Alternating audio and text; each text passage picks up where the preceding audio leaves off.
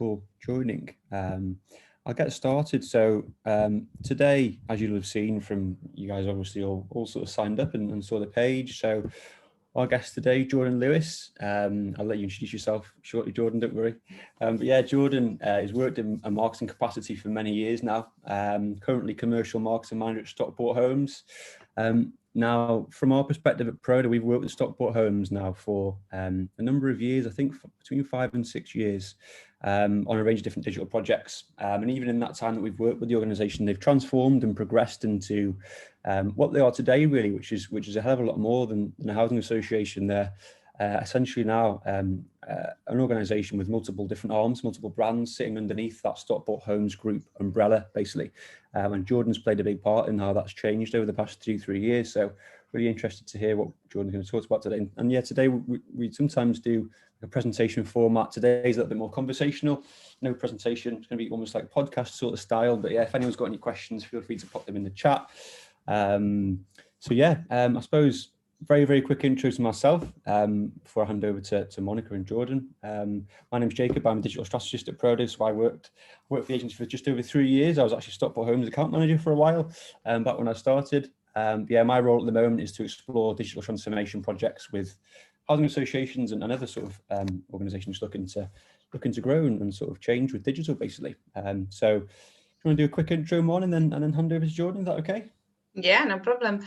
So my name is Monica Quintero, to those that I haven't crossed paths with before. I am a senior account manager at Proda, but my background is actually in housing. I spent 13 years in the housing sector. I come from the digital transformation team at Holton Housing, so we delivered really ambitious digital transformation there. And eventually, when we were done with our digital transformation, well, it never ends, but an opportunity came to join Proda, and now I am actually supporting other organizations, so multiple organizations during their digital transformation programs, and it's really nice to kind of see that from different angles and different stages of that journey. So that is what I do, support other organizations now. So Jordan, would you like to introduce yourself? Yeah, of course. So hi everyone, my name's Jordan. As Jacob said, I'm commercial marketing manager at Stockport Homes Group. I've been with the company for 2 or 3 years, but previous to this, I come from a private sector background. I'd never worked in housing before this. And then to give you a quick overview about what Stockport Homes Group is, Stockport Homes started as an ALMO, looking after all the social housing stock on behalf of Stockport Council. But recently, it's really evolved into an umbrella organisation that oversees lots of different companies that are all dedicated to meeting the housing and social needs of people in Stockport and across Greater Manchester. And we have one key goal, which is to transform the lives of people in Stockport and GM. And the companies within the group are now quite diverse. So we have Stockport Homes still, which is the core ALMO. And then we have a multi-million-pound construction arm, an architecture firm, a marketing agency, and so much more within the group. And I've been lucky to work with Proda quite closely to help transform some of our digital output, specifically with some new, really exciting websites that position our commercial arms in exciting ways. And Proda's work has really helped us with our lead generation and our growth. So hopefully today I'll get to talk a little bit about that, and also what Stockport Homes Group is doing generally in the digital transformation area. Some of my colleagues are working on some really innovative digital projects, including Lucy, who's just jumped on, and I can see. So yeah, nice to meet everyone. Fabulous. So I guess it would be good to kind of start with a little bit of an overview in terms of digital transformation for Stockport Homes, and how obviously last year was a difficult year for most organizations, and we've all had to adapt in different ways. So how was the last year for you as a housing organization? So, my heart always drops when someone asks the question, how's your last year been? Because I think it's fair to say for probably everyone on this call, and I know a lot of people at Stockport Homes Group, it has been one of the most insane years, personally and professionally. We've all had to overcome so many barriers. As employees of Stockport Homes, we've been really lucky to be busier than ever, and been really lucky to be able to deliver services to our customers still, from money advice to food provisions. But naturally, we've had to have some digital transformation. And this has probably been one of the busiest or the most There's been the most change over the past 12 months than there's ever had to be. I think it really kick-started for Stockport Homes last March. We had to do a really quick rollout of Office 365. We had a lot of comms going out to our 700 plus staff that really helped to bridge a communication gap between many of us not having a physical space to speak anymore. And I think it's really important for any company to have that internal digital transformation correct before you go outwards and start changing your digital output for new customers. And there's been loads of other changes within the group with digital transformation over the past year. We are just in the process of employing a whole new digital transformation team. I know interviews are happening pretty much right now. We've had a procurement process going on. We're in the process of trying to get one system in place which covers all of our digital tools, so all staff can log on to one portal, one app that will cover everything. And most importantly for me, over the past year, we've still tried to really commercialize our services and put them out there in a digital space. So we've done this in a whole host of ways over the pandemic, including a new website for one of our commercial companies. Thanks, Prodo, for that. So it really has been a transformative year from a digital perspective that it doesn't feel like it's ending anytime soon either. In terms of those things that have changed, Jordan, over the past year or so, and particularly due to the pandemic and what you've had to do, such as the 365 rollout and sort of adaptations that you've had to make in an organisation, what would you say for everyone's listening today? What have been the things that were implemented as a cause of the pandemic that you might continue with? Are there any sort of big learnings from that at all? Yeah, it's a good question. I think the biggest learning, probably for most people, is that it's everyone's role to transform digitally, and everyone has the power to do that. And I think that's going to continue on. I mean, I had a catch up with our new assistant director of transformation before coming on here, and he really is keen to make sure that everyone has the tools in place to transform something digitally themselves. That it doesn't, there might be a digital team in place, there might be a marketing team in place, but that it's everyone's responsibility to transform something digitally in some way that's going to help customers. And we are seeing a bit of a trend at the moment across the organisation where that's taking place. You know, even from really small things such as DocuSign, we aren't having customers come in anymore into the office to be able to sign something physically. So teams have gone out there themselves and secured, a signing tool, which helps with those processes. Cool. That's really good. I think touching on that point, in my experience, when it comes to digital transformation, it always has a challenge of cultural transformation that comes with it. And it's really nice to see that you guys are shifting that culture to kind of just be always thinking of an agile way of working and being, as digitally advanced as you can be, because it's all about making people involved by choice, isn't it? So you're giving your customers choice, but that has to be bought into by the whole company or the whole organization. And it's really nice to see that positive change on your side as well. So I guess in terms of staying relevant and sort of looking at new technologies, how important is that for Stockport Homes, would you say, Jordan? I mean, this is a bit of an obvious answer to start with, but it's probably one of the most important things for us at the moment. It's vital that we stay relevant and keep innovating. But I guess it'd be good to give one really specific example at the moment of how that's happening. So we have a telemonitoring for response brand called CareCall. So it's a pioneering emergency response service for the frail, elderly and vulnerable, essentially. This service was already using high-tech innovations, floor pressure alarm sensors, and it was an award-winning brand in its own right. But it needed to keep going and needed to keep innovating. So, this is a service that's helping our customers, but that's also bringing money back in. And there were other similar organizations offering the same service in our area.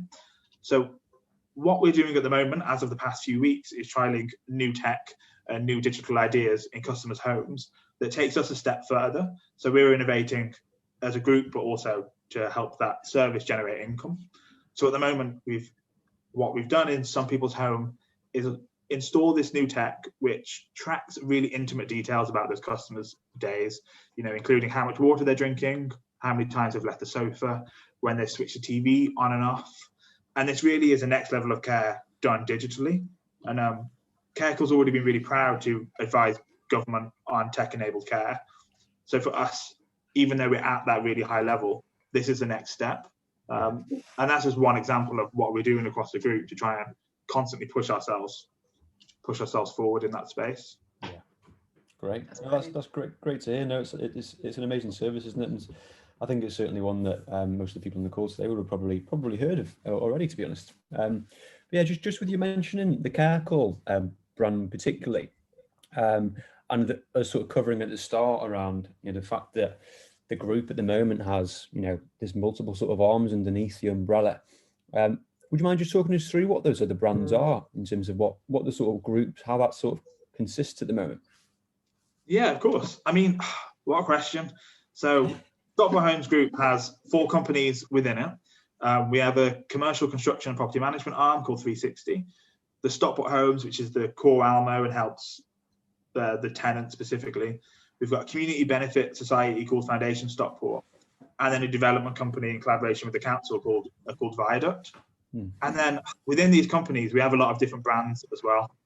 And within that is different websites for these brands. We have a chain of social supermarkets, an architecture firm, a marketing agency, and each of these brands is represented via their own digital channels and audiences. So, we've got coming up to 10 websites, coming up to about 40 social channels. And this does make navigating those audiences quite complex, but it's absolutely worth it. As we're going through this process of transformation, we need these services to differentiate themselves, because that enables us to solve the ever-evolving consumer pain points, and it's by tapping into these pain points that we're able to generate new business. So yeah, it's quite a complex structure at the moment, and we're grateful that Prodos especially have helped us to sort that out. But it's definitely ongoing. That's amazing. I think it's really nice to kind of see that, although you're expanding, because obviously most housing organizations are constantly changing because of legislation around them and the threats that come to that income, that that legislation changes, you're still trying to bring in income in while still being really focused on that social value. And that's really quite amazing to see, to be honest, because I think that's what most organizations are trying to achieve, and that's what that's what makes you attracted to housing, I guess, as a housing professional. I think so. And it's although social values at the heart of everything that we do and all these other brands and services, sometimes, and this is probably not the best way to articulate it, but we almost have to hide it behind these digital personas that we put up. So for example, we had a private letting service that was within Stockport Homes, branded as Stockport Homes for years, and it wasn't washing its own face with the money that was coming in for the service. And when we did research on this, it was because, unfortunately, potential customers felt a real big stigma attached to working with the local authority in a private transaction. Yeah. So by changing the branding, having a brand new website face, a new tone of voice, new digital content, we're able to change people's perceptions. Do what we're good at, but still bring in that profit, which then, as you said, Monica, it all goes into one social value part at the end of the day. Yeah. Yeah, it's quite a common one that we tend to find, actually, with what you just said around, but usually particularly around sort of splitting the social housing sort of general needs side. And usually what we'll find when we're sort of approaching these sorts of projects is that associations we're working with will look to sort of split out that sort of home sales, almost private rental brand, like you say. But obviously you guys are taking another sort of step with all the others that you have in there as well. But yeah, in terms of your particular role at the moment, Jordan, being commercial marketing manager, it would be good if we could talk about your marketing strategy somewhat, if that's okay, in terms of how that's sort of navigating through those different brands, and what does that look like for you? Yeah, of course. So I think, starting with our marketing strategy for growth, it was a diversification of our branding, which has helped us with our commercial success. But we really had to follow up on this with a sort of diversification of our marketing output and really figuring out what we're doing digitally that's going to lead to a genuine return on investment. So, each of the brands I've mentioned and many more sort of has its own plan, its own budget, and we've tried a whole host of things to ensure that we generate leads for each. Yeah. And we're trying to bring in sort of private sector behaviours into the activity for this. So key for my projects at the moment, there's a lot of PPC, paid social ads, affiliate marketing, and the continuous experiment with this, so we can try and track quantifiable results for the services that we put out there. And I guess the ultimate aim, and if I'm honest, we're not there yet, is to build up the perfect process, the perfect audience, the perfect content. We can finally say, okay, it costs £70 per lead for this service. Yeah. And that's what we're honing in on. But I guess I should also say, not all of our services can be like quantified in this way. I guess so. Yeah. We do have some sort of services that you can't instantly inquire about. And for those, we understand that return on investment's not going to happen straight away. So, for example, if we're bidding for work with a local authority, I don't know, say in Rochdale, with our commercial arm, we might do targeted LinkedIn adverts to all staff that work at Rochdale. And that is just so that if someone is working on the bid, hopefully they'll already have an impression of our brand. Yeah. And if they're doing due diligence on said brand or said company, they'll already have an impression of us in their heads from seeing our digital ads. So yeah, it's a lot of private sector sort of ideas that we're trying to build into, or I'm trying to push around this like traditional housing association marketing environment. Yeah, no, definitely. That's something we personally, from our sort of experience at Prodo, being sort of 50% inside social, 50% outside. Not trying to talk about us too much, but yeah, that's the sort of the premise that we look to take in terms of learnings from the outside and private, sort of commercially driven, sort of bringing those into the social housing side. So that's great to hear that that's the sort of strategy that you guys have there as well. Yeah, I know you had a couple of questions, Mon, on the channel shift side of things, particularly. Did you want to run through those ones? Yeah, of course, no problem. So I guess, we talked about, your diversification of marketing, and you've covered on, how to split those channels and audiences. So I guess it would be kind of good to know, how is it that you feel you've achieved to kind of become a multi-level organization so quickly? Because I mean, from the outside looking in, it has gone very rapidly. You've gone from a really traditionally said, organization to actually, diversifying and sort of being very commercial and setting brands that have now got their own weight. So how do you feel you've got to that point? So you know what, we're really lucky that it comes top down. So our CEO, Helen McHale, she's really entrepreneurial in her approach to everything, as are our directors. So it's almost in our DNA. It's the way that we approach things. And we're really lucky that sort of nothing is off the table. And this desire for growth and digital transformation, it doesn't come from any sort of selfish reasons. There's money to be made, and that's what we're trying to do. But it's because there's opportunity there for money to go back into our communities. And our communities need as much help as possible. So by having this desire to be a multi-level organization, we can help them by doing that and by becoming commercial. And I think it helps that, truly nothing is off the table. So just to try and slide in a quick example and a bit of self-promo, me and my manager specifically, we've been approached a lot recently to do marketing and PR for other organizations. So outside of our own, we also do the marketing for Shropshire Town and Rural Housing and some other GM partnerships. And it came to us where there was one company came to us that wanted to tap into our PR output.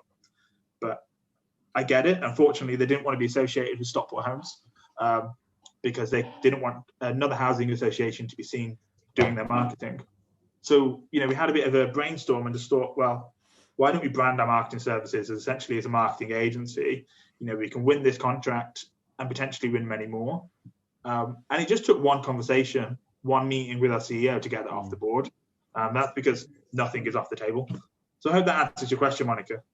No, yeah, that's great. I mean, it's really good to see, because obviously the intent for you, although, my take on it is, although we are, or housing organizations are in nature not profitable, or they're there not to make profit, ultimately there is many challenges there to continue and, to make that, to make the existence of housing associations a very long-standing thing.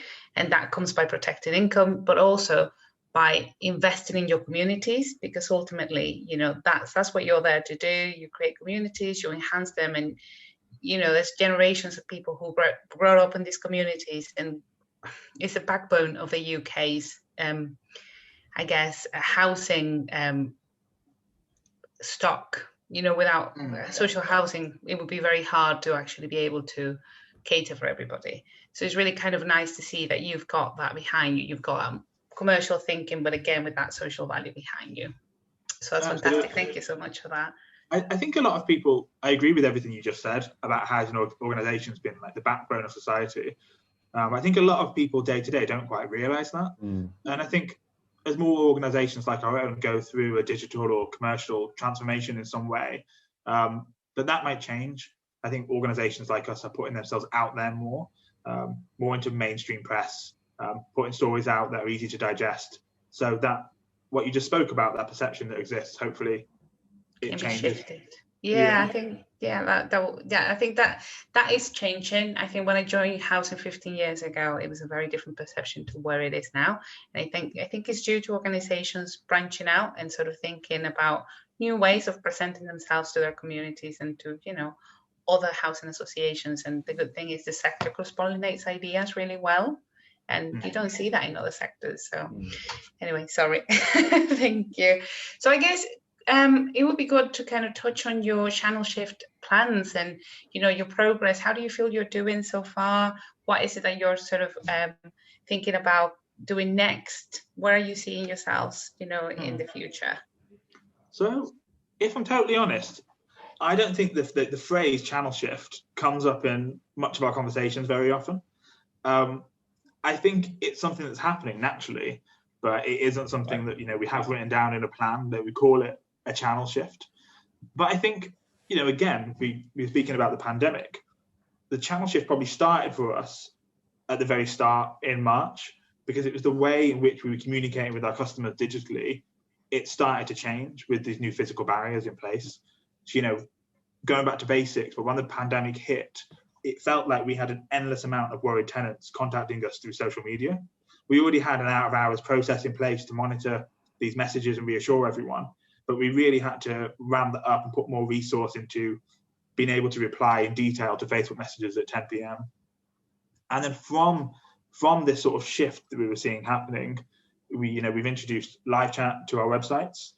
We've introduced apps where possible, so people can report certain issues such as ASB through their phone directly, as opposed to having to come in or to stop messages on Facebook for a short while. And I think this channel shift, you know, those are two of our big things, but it is going to absolutely continue to happen. And I think, you know, we spoke earlier about employee empowerment, but once people throughout the company highlight the pain points that we're getting, we are going to try and find a digital solution to those pain points. So, you know, the app for the live chat will start in terms of channel shift for our core customers, but it's absolutely going to continue on.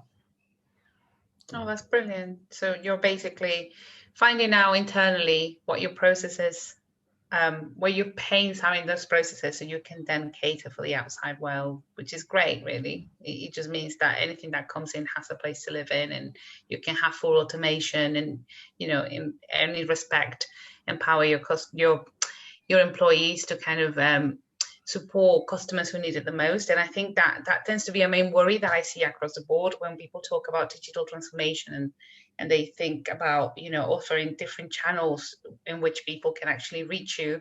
It's about offering that choice, but also I think there's an association of moving into digital channels and leaving people behind, but that's not really the case. You know, you can solution it by, again, as you said, taking care of those pain points so that your employees can then support those who potentially need that extra support. So you're not actually taking resources away, you're sort of re-strategizing how these resources are being used. So yeah, that's great to see. Okay, sorry. I was going to say, yeah, absolutely. And one thing, you know, there are some core customers that don't have access to fill things in digitally or to communicate with us digitally. And it is part of our journey to try and empower them as well. So, you know, we have run sessions that teaches people how to use an iPad or use their phone. And we're really lucky to be supported by the council, who are giving out iPads or tablets to care homes, to people who are maybe vulnerable or with needs. So, yeah, we're doing our best to empower people on that shift. I think we kind of naturally answered Emily's question there. Emily popped a message into the chat earlier, just asking you about particularly that particular issue around, as you're sort of progressing through transformation, how do you not leave people behind? You don't have access to those devices. So that's great. That's great to hear. Thanks for that. Yeah, absolutely. And I think as well, we will always have a physical space when we're allowed to. So the pandemic's put a halt on that. But as soon as we can open back up and help people face to face, that's never going to go away. We need to be there. We need to be in the places where people instinctively are, which is their phones or whatever. But then we will also be there physically as well. Yeah, absolutely. Great. We've just had another question. A handful of questions popped into the chat, actually, John, if that's all right. Cool, of course. So Kim Parkins asks you, so when you did sort of join the organisation those couple of years ago, what were the first sort of digital change plans at that point? And from that perspective, have you achieved what that plan, that 3-year plan was at this point? Where are you with that? Yeah, I think we're on the way. I think from my point of view, when I went in, the biggest thing we needed to change was, probably for vanity purposes, was our digital footprint and our digital image. So, that's the website. It's from an SEO perspective, it's what people were seeing when they were searching for us. Are they seeing an article that slagged us off in the local paper from 5 years ago? Or are they seeing an article about our transformation? And over the past 2 years, we've really upped that quite a lot. Our visuals are starting to change. Our SEO and positive digital stories that are out about us are increasing rapidly, but we're not quite fully on the journey yet. I think when people do due diligence about the group, there are still some digital areas which let us down. But we are, I think maybe as of yesterday, just going out, putting for tender for all our new websites again, giving us a brand new refresh in the digital space. Hopefully that answers that. Great. Cool. Okay. And then another one from Kim, actually. So in terms of sort of progressing through that, how have you incorporated sort of modal shifts? I suppose how things have sort of changed along the way. Sorry if I'm going to be dense. Could you explain modal shift to me so I answer it correctly? Do you want to come off mute, Kim, and sort of expand on your question a little bit, if that's okay? If you're still with us, Kim, there. Maybe not. Not sure. Sorry. Hello. Hi. Oh, yeah. What I meant was that obviously a resident could start with us in one journey, and then as you're going through to sort of give those responses to them, you may want to change them from, say, app to an email response to another response. You kind of jump in that communication channel to be able to deliver the right response to them. So it's a shift of one channel, really. And perhaps if one channel becomes slightly impaired, you're shifting them to another channel. So I'm just wondering how you sort of manage that, because obviously modal shifting is part of anyone's journey. We start off maybe doing a chat. We may get a chat response, or we may be sent to something else to receive a response on something. So it's all of that.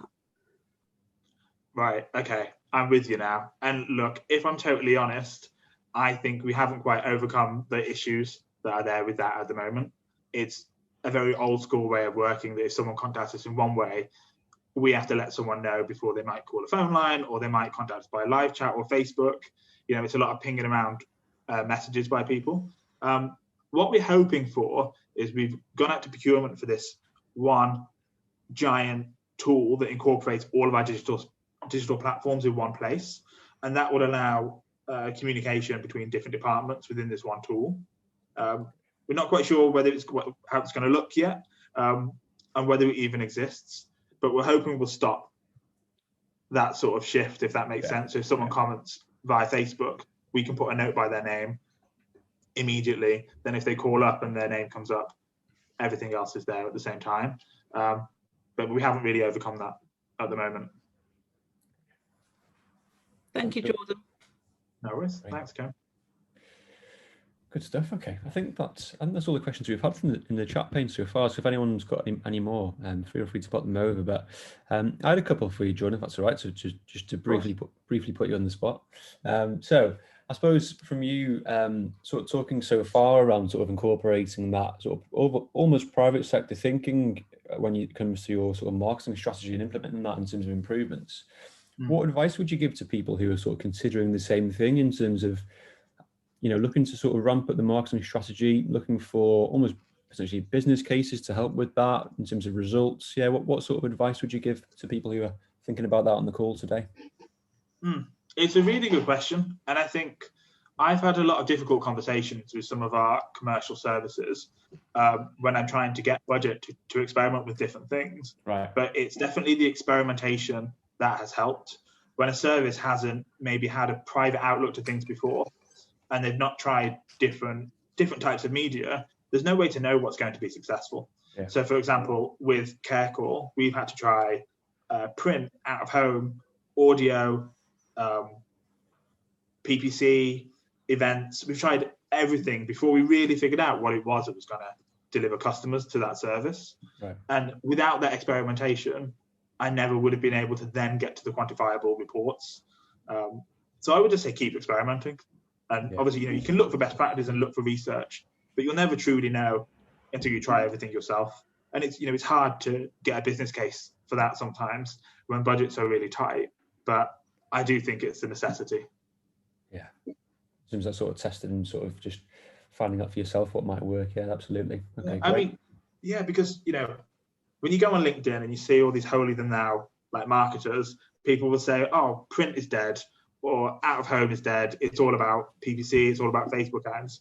But that's not, I don't think that's necessarily true. Digital is obviously great for most companies, but every form of paid marketing has its place somewhere. Absolutely. It's just understanding whether that's for your service or not.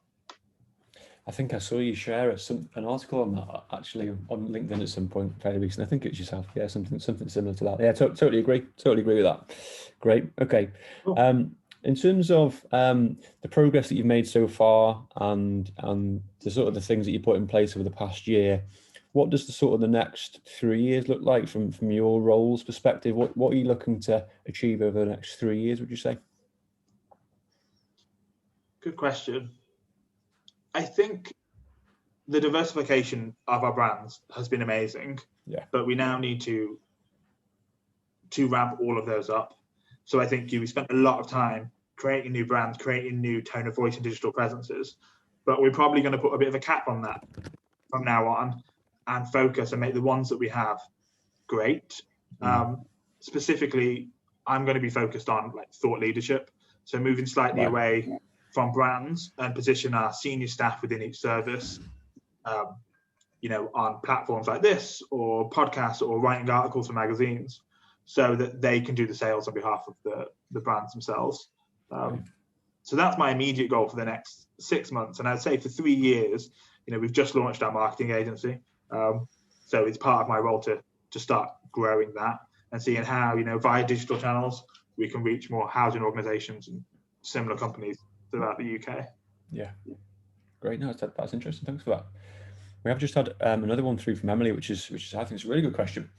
So Emily's asking, with the sort of the brand, by splitting your offerings up and having that digital approach for each individual service underneath that umbrella, how do you go about ensuring that your customers know what you do? So how do you ensure that your general needs customers, your residents, will look to Stockport Homes under that group when they're looking to purchase a shared ownership home? How do you I suppose tailor that and make sure that happens, or is there a process or a strategy behind that particularly?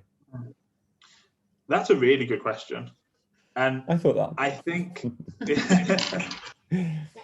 probably going to repeat myself a little bit here, but it's actually the new brands that has helped us achieve that.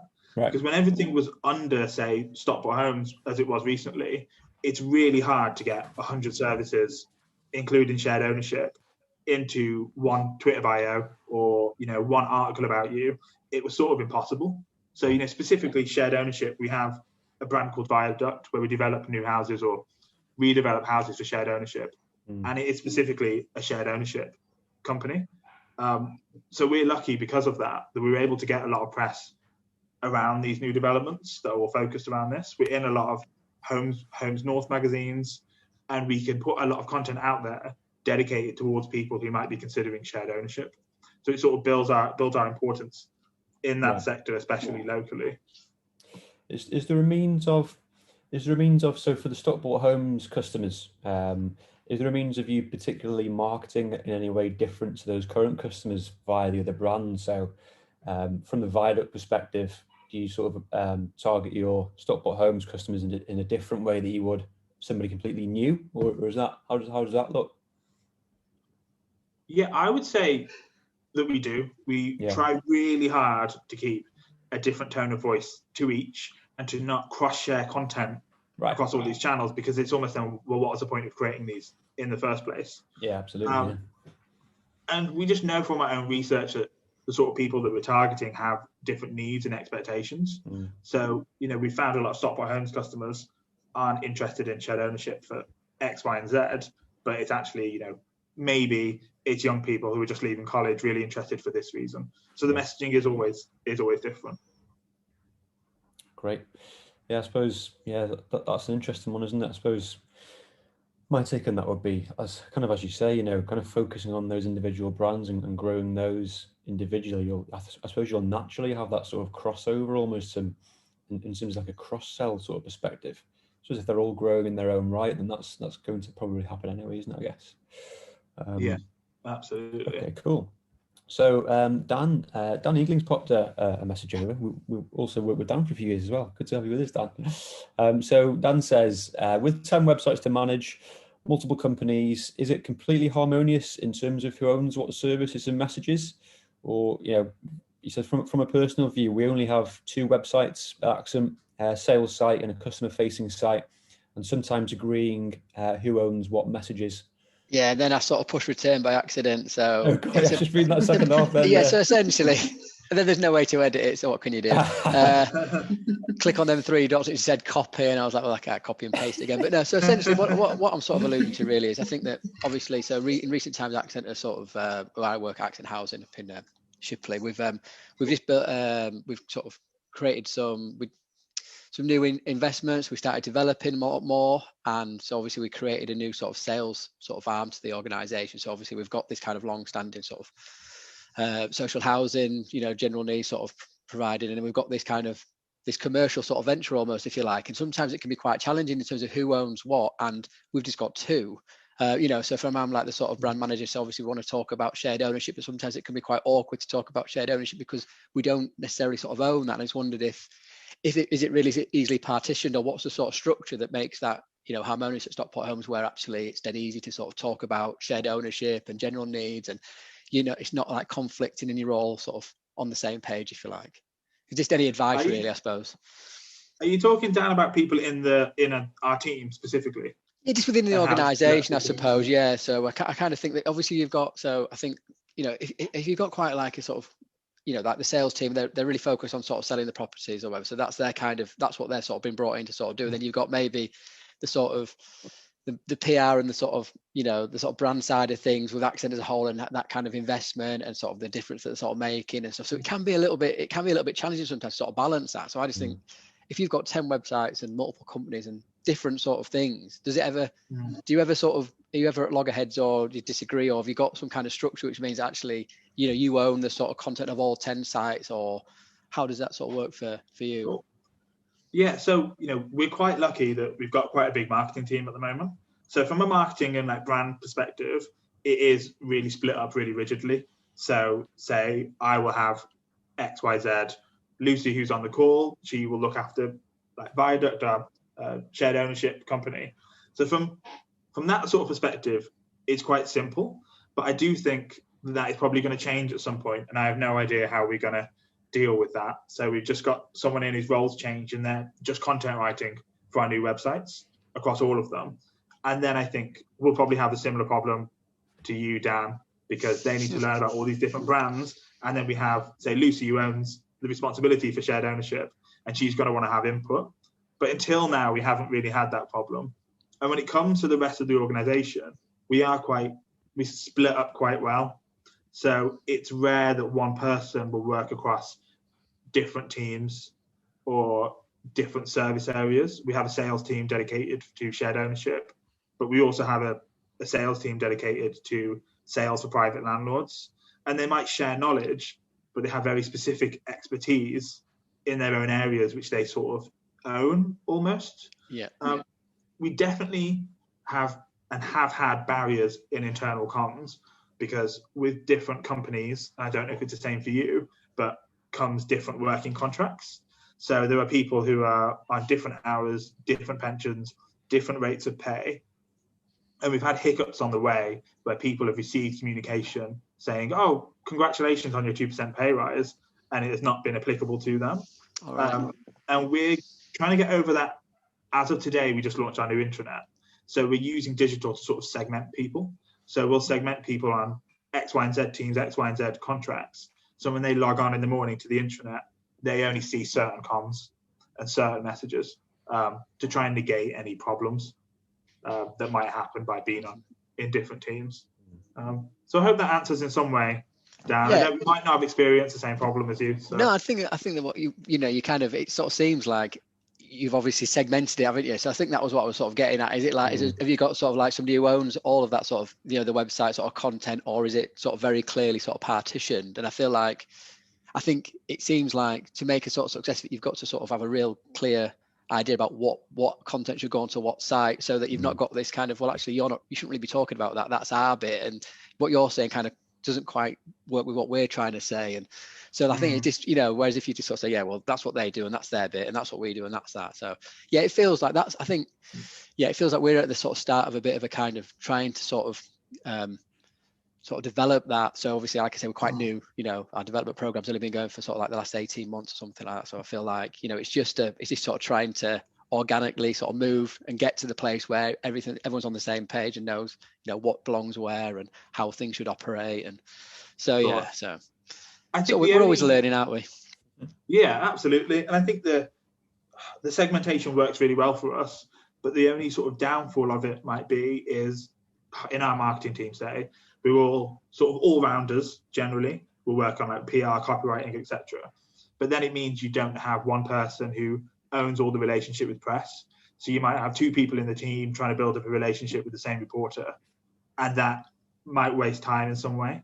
So I think the benefits of doing each side segmented or not depends on your organization. Yeah, no, that's good. Thank you. Great. Good stuff. That's a good question, Dan. Thanks for that. Well, we actually had 45 minutes in the diary, and we've literally just hit that on the nail on the head. So perfect timing. If unless anyone's got any other questions they want to chuck in for Jordan before we call it a day. I don't think so. No, then we've run through all the ones in the chat. Good stuff. Okay then. Well, yeah, thanks very much for your time today, Jordan, and sort of exploring that with us. That was really interesting. I enjoyed that a lot. And yeah, everyone who's joined today, appreciate your time to join us as well, and sort of hopefully everyone took something from that, and hopefully it was useful. But from our perspective, we've got another Housing Hive session. Remind me the dates, Meg, because we're skipping Easter, aren't we, for the next one? 22nd of April. 22nd of April. Bit of a gap, and that's going to be on again, sort of leading from a proto-driven topic, and that's kind of on a topic that we're talking about at the moment around what's next after investing in a new website, investing in a new portal. What's the plan to get people to use them? Initially registrations, and then sort of move on from that, using them time and time again. And we're positioning a product and service offering around that to help with just that particular problem. So that's what we'll be talking about on that date. So feel free to register. Hopefully you'll join us for that one again. But no, appreciate everyone's time. Thank you for your question and answer a bit as well, Mon. That was great from you as well. And yeah, speak to everyone again soon, and hopefully we'll see you on the next one. Thank you. See you later. Everyone, Jordan. thank you.